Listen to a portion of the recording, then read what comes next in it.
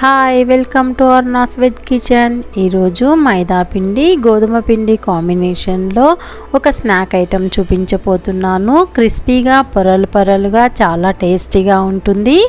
మొదటి నుంచి చివరి వరకు వీడియోని స్కిప్ చేయకుండా చూడండి. ముందుగా ఒక బౌల్లోనికి 1 కప్పు గోధుమ పిండిని 1 కప్పు మైదా పిండిని తీసుకోవాలి. మైదా పిండి ఇష్టం లేని వాళ్ళు 2 కప్పుల గోధుమ పిండితో చేసుకోవచ్చు, లేదా 2 కప్పుల మైదాతో అయినా చేసుకోవచ్చు. 2 స్పూన్ల వామును తీసుకొని 2 చేతుల మధ్యలో రబ్ చేసుకుంటూ వేసుకోవాలి. 1 స్పూను చిల్లీ ఫ్లేక్స్ని వేసుకోవాలి. ఈ ప్లేస్లో పచ్చిమిర్చిని క్రష్ చేసైనా వేసుకోవచ్చు. టేస్ట్కి సరిపడినంత ఉప్పును యాడ్ చేసుకోవాలి. 2 స్పూన్ల ఆయిల్ని వేసుకోవాలి. ఆయిల్ ప్లేస్లో నెయ్యినైనా వాడచ్చు, లేదా మెల్టెడ్ బటర్నైనా వాడచ్చు.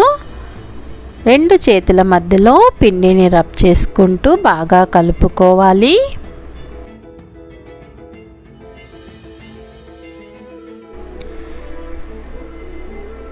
కొద్దిగా వాటర్ని యాడ్ చేస్తూ చపాతీ పిండిలాగా కలుపుకోవాలి. సాయంత్రము పిల్లలు ఇంటికి వచ్చే సమయానికి నేను చెప్పిన ఈ స్నాక్స్ చేసి పెట్టారంటే నిమిషాలలో ప్లేట్లు ఖాళీ అయిపోతాయి. 2 to 3 మినిట్స్ పాటు పిండిని బాగా కలుపుకోవాలి. నేను తీసుకున్న 1 కప్పు వాటర్లో 2 స్పూన్స్ వాటర్ మాత్రమే మిగిలాయి. మూత పెట్టి 15 నిమిషాల పాటు పక్కనుంచుకోవాలి.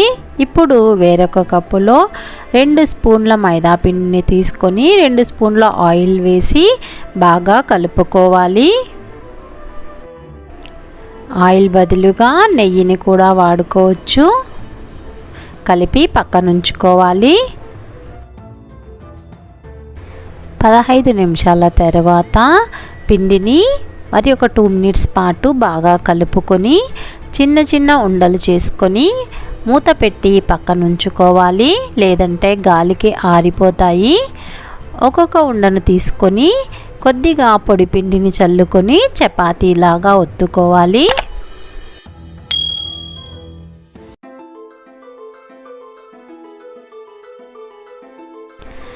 ఒత్తుకున్న చపాతీ పైన ముందుగా కలిపి పెట్టుకున్న మైదా పిండి ఆయిల్ మిశ్రమాన్ని వేసుకొని చపాతీ అంతటికీ పట్టించుకోవాలి.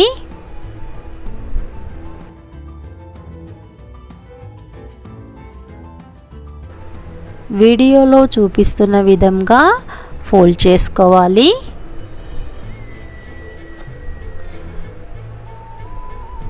ఫోల్డ్ చేసుకున్న తర్వాత మరలా మైదా పిండి మిశ్రమము అంతటికి పట్టించుకొని మరలా ఫోల్డ్ చేసుకోవాలి.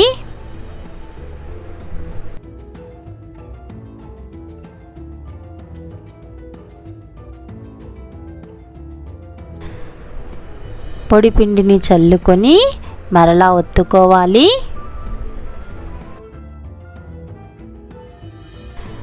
ఒత్తుకున్న తర్వాత ఆయిల్ మైదా పిండి మిశ్రమాన్ని మరలా పూసుకొని వీడియోలో చూపిస్తున్న విధంగా ఫోల్డ్ చేసుకోవాలి. ఇది లాస్ట్ ఫోల్డ్. ఇప్పుడు పొడి పిండిని వేసుకొని మరలా ఒత్తుకోవాలి.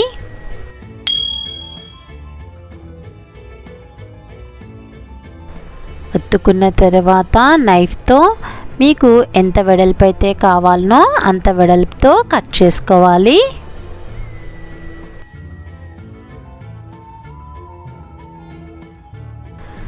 కట్ చేసుకున్న పీసెస్ అన్నింటినీ ఒక ప్లేట్లోకి తీసుకొని పక్కన ఉంచుకోవాలి.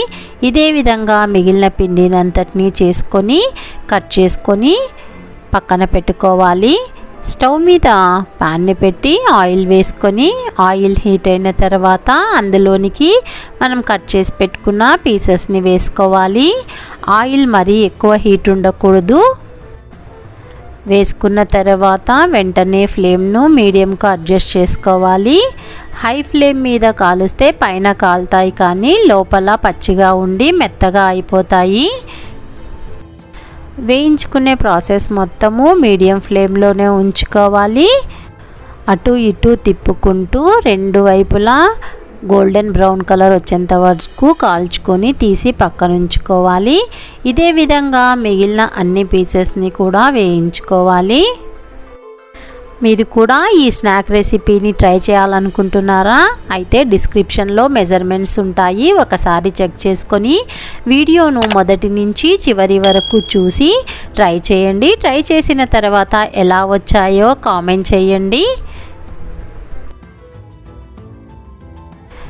వేయించుకున్న రిబ్బన్స్ అన్నింటినీ ఒక బౌల్లోనికి వేసుకోవాలి.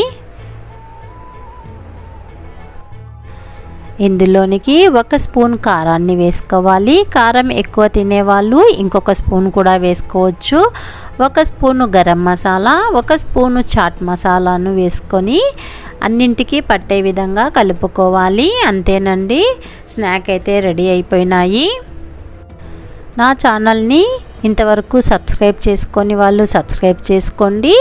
బెల్ సింబల్ని నొక్కి యాక్టివేట్ చేయండి. ఫర్దర్గా నేను పెట్టే వీడియోస్ నోటిఫికేషన్ రూపంలో వస్తాయి. అన్ని వీడియోస్ మిస్ కాకుండా చూడవచ్చు. ఎంత క్రిస్పీగా వచ్చాయో చూపిస్తాను చూడండి.